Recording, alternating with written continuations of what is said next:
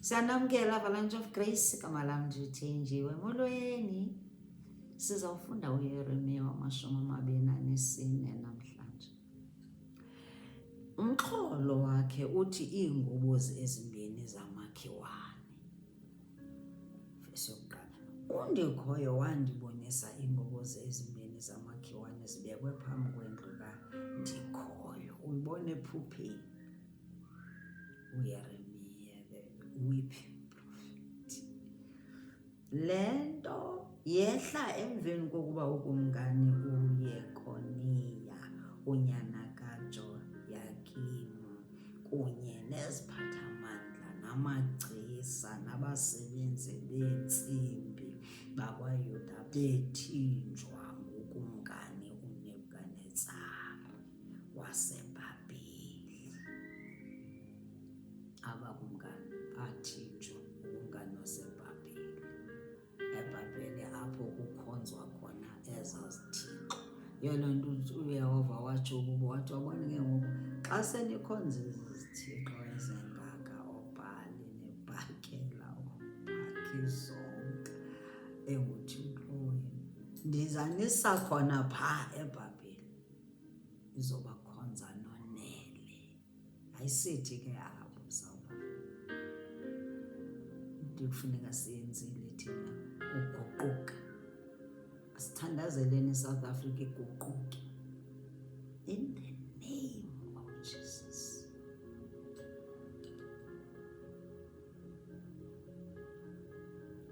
Verse 2 ithi enye ingobozi yayinamakhiwane amahle kunene, la avuthwa kuqala. Enye inamakhiwane amabi kakhulu, angena kutyiwa. Ayawazi amafiya, amakhiwane amafiya, ayawazi xa sevuthwe kakhulu. Verse 3. Undikhoyo wathi kum, Yeremiya, ubona ntoni na? Mna ndithe ndibona amakhiwane amahle, mahle gqitha, amabi, mabi impela. Zizinto ezingekho, ezingenako ukutyiwa oko, amakhiwane asebolile. 4. Livakele lisithi ke kum ilizwi likaNdikhoyo, utsho ke uNdikhoyo, uThixo kaIsrayeli, ukuthi abathinjwa bakwaYuda endabasusa kweli lizwe ndabasa kwelamakhaladi ndibafanisa nala makhiwane mahle.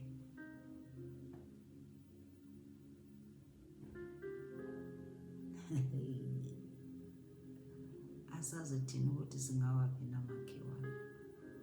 Into ezinjena ke ndoxelela zifuna senze njani? Senze introspection.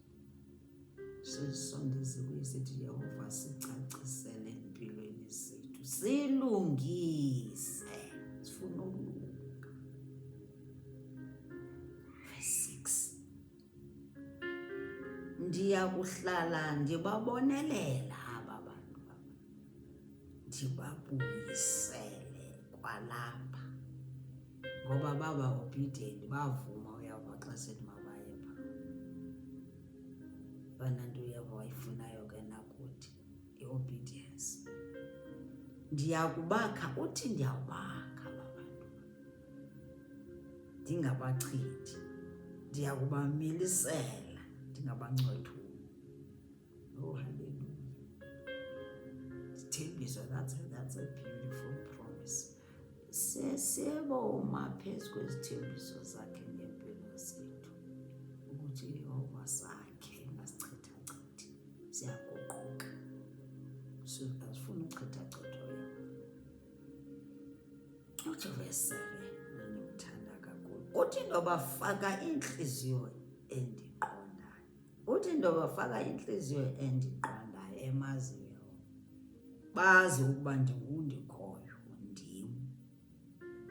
Bazi ukuba uNdikhoyo ndim, bayakwandula ke ukuba ngabantu bam, mna ndibe nguThixo wabo, kuba kaloku bobuyela kum ngomxhelo wabo wonke.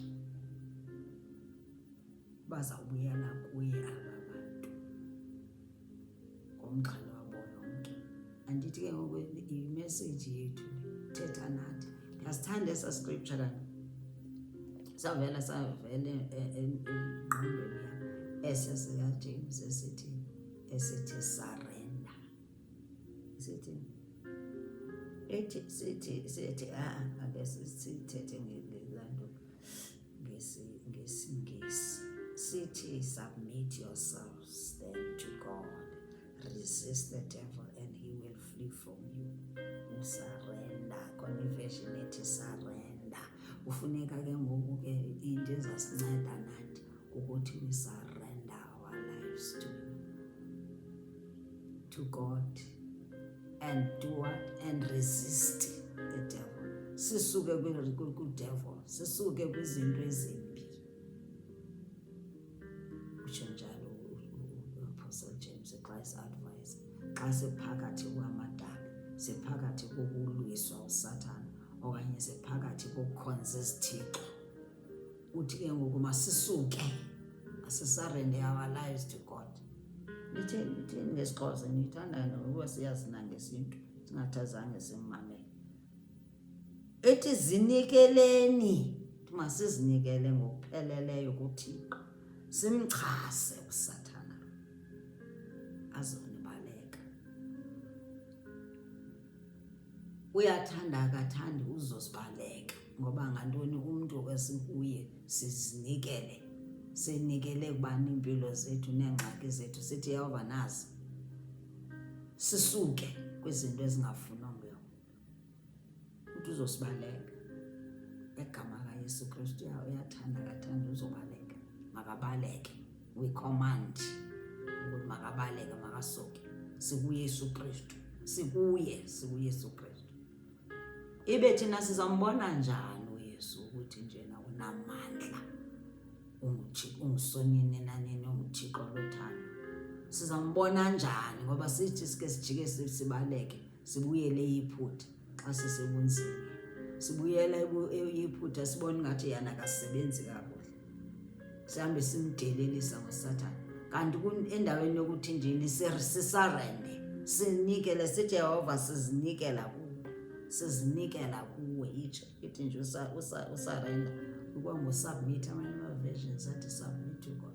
Surrender, sizinikela kuwe impilo zethu kunye neengxaki zethu. Naziphi nezilingo sizinikela kuwe. Senza njani ngaloo ndlela? Ngokupheleleyo, ize ithi ngokupheleleyo. Sichasa engafuna uYehova. Siyazichasa njalo. Asithathi into esingayifuni engaveli kuYehova siyithathi. Ngaloo ndlela Yehova uyona nto ezakwenza into ukuthi sifumane ifavor yakhe. Uyona sizawufumana inceba zakhe, yona sizawufumana uthando lwakhe. Apho ke ngoku sizawuthola uthando lwakhe. Uzasikhathalela. Uthi akazosigunqula, uthi akazosichithachitha. Uyivele? Uthi akazosichithachitha. Uthi andizubancothula. Uthi uzasimilisela. Uzasakha. Eva. Uzasakha impilo zethu xa senza njalo, xa sinika yena impilo zethu.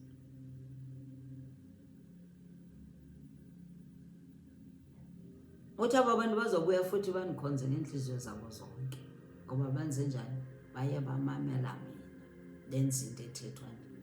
Ngoku ke ngoku nathi xa simamela ilizwi leBhayibhile elilithi surrender to God, surrender your lives, surrender all to him, so that when we resist what is not from God, uNkulunkulu uzasakha ke impilo zethu, bomo bethu uzasakha.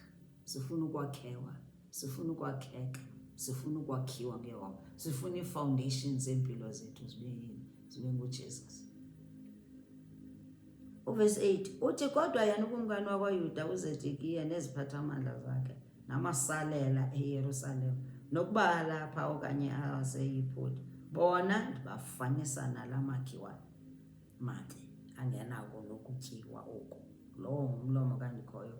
Uthi aba abantu abayana endaweni yokuthi bathi surrender, endaweni yokuthi bazithobe, baye bakhetha ukuthi mababuyele eYiphutha.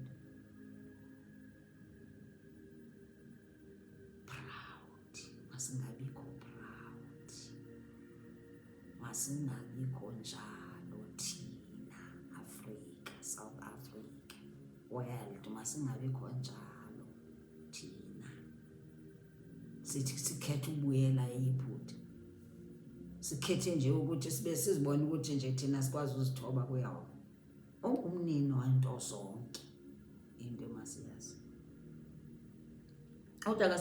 Uthi abayabona bazawumazi kakuhle verse 9. Uthi ndiyakubatsho babe nomditsi. Sasixhosa. Lihlekisa sesasixhosa. Sesi uxhosa ke lo. Mnandi kanjani. Uthi usabenza babe nezonto. Umditsi lizonto. Nani uthi benza babe nomditsi nezonto kulo lonke bangathandwa ngabantu. Kulo lonke ilizwe bayakuba zizinto zizingcikifo ezilihlazo nenhlekisa, babe nesiqalekiso naphina apho ndibachithela khona. Verse 10. Uthi verse 10, ndiza kubahlisela ikrele nendlala. Uqumbile undikhoyo into abayenzayo yokhonza isithixo yongamameli evela kude kangakanabo. Nakuthi South Africa uqumbile Yehova xa sijonge izithixo, masenenhliziyo ezigqwirhe, inhliziyo ezikude kuye, ezikhohlakeleyo, ezithi xa sijonga abantu singavuyeli into entle ebantwini, sibe nemimona, sibe nenzotho, sibe nenzondo, sikhuphe iziqalekiso ebantwaneni babantu ngenxa yenkqubekela phambili yabo nangenxa yokhonza uThixo wabo.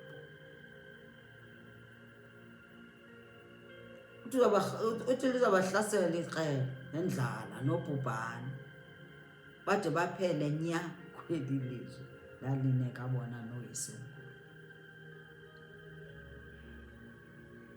Emnandi into yokuthi sizithobe kule sizwe, kwi-end times, siphile impilo ibe yi-lifestyle nje. Omnye wozazathi mhlawumbe omnye xa ekujongela kubona ngathi hayi ingqondo yakhe ayisebenzi kakuhle.